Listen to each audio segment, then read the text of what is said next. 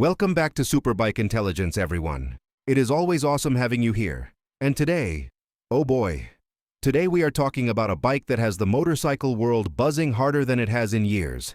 If you thought the Hayabusa had already cemented its legacy as one of the most iconic hyperbikes ever made, Suzuki just said, "Hold my helmet."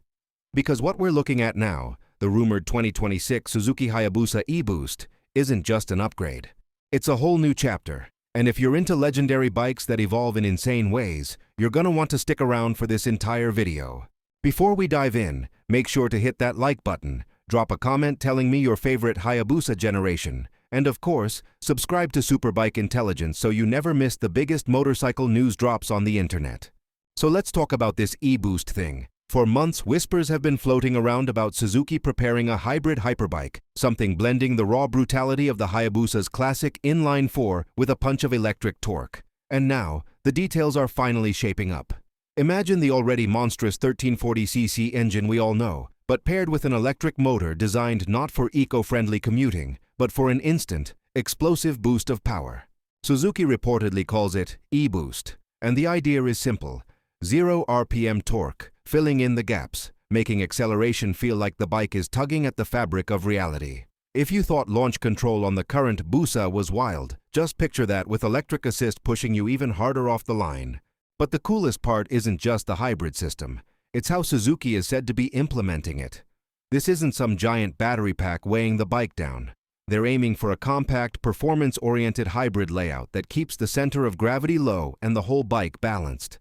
The electric motor is expected to provide short bursts of acceleration, meaning you don't have to ride it like a hybrid car. You still get that raw Hayabusa experience, just amplified. Like they took the DNA of the Busa and injected a shot of pure adrenaline. And of course, with great power comes great design updates. Early mock-up images and leaks show a Hayabusa that still looks unmistakably like a Hayabusa, swooping lines, aerodynamic stance, that instantly recognizable silhouette. But now everything feels sharper. The front end has more aggressive LED signatures. The fairings appear more sculpted, and Suzuki seems to be leaning harder into aerodynamics than ever. Some sources even suggest active aero panels. Nothing crazy like full-on wings, but subtle adjustments that help keep the bike stable at mind-bending speeds. Because let's be real, when you're launching with electric torque helping you, stability suddenly becomes a very important feature. What really surprised me, though, is that Suzuki seems to be playing around with the idea of mild off-road adaptability.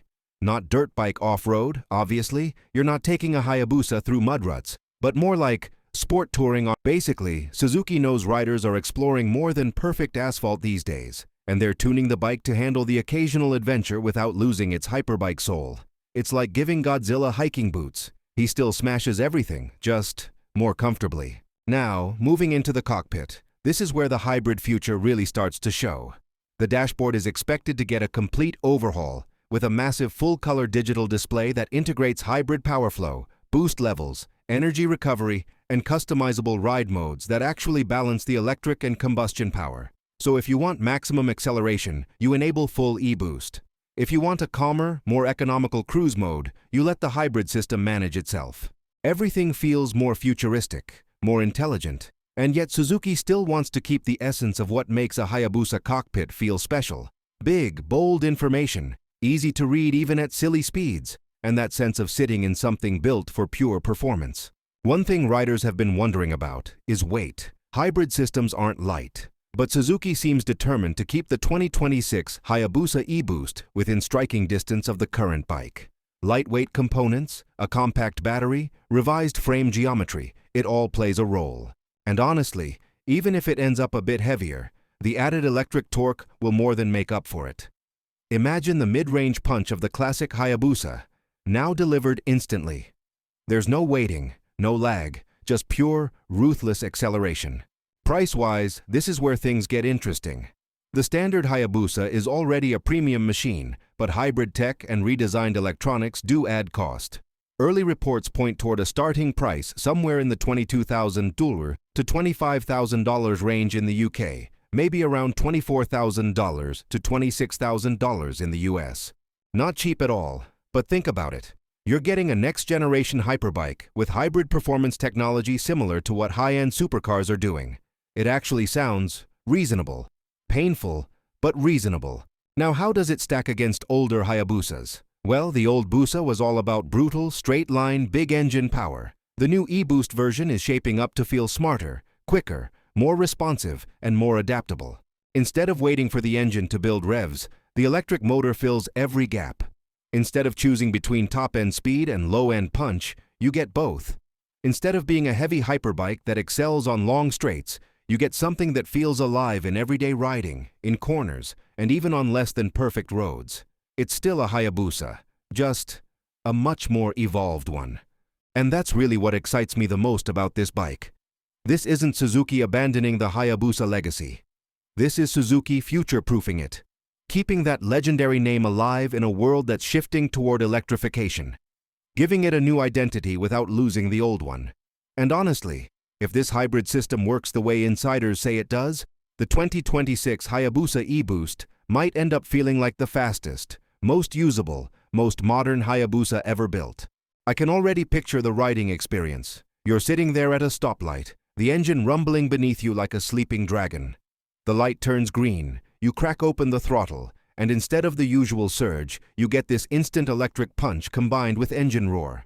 No hesitation, no build-up, just rocket ship levels of acceleration. It's going to make even seasoned riders shake their head and laugh inside their helmets.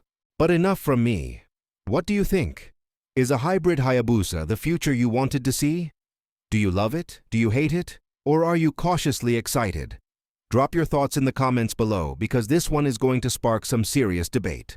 And of course, if you enjoyed this deep dive into the upcoming 2026 Suzuki Hayabusa E-Boost, make sure to like the video, subscribe to SuperBike Intelligence, and hit that bell icon so you never miss our latest updates, concept breakdowns, and exclusive motorcycle analyses. Thanks for hanging out with me today. I appreciate each and every one of you who supports this channel. I'll catch you in the next one. Ride safe, ride smart, and keep dreaming about the future of speed.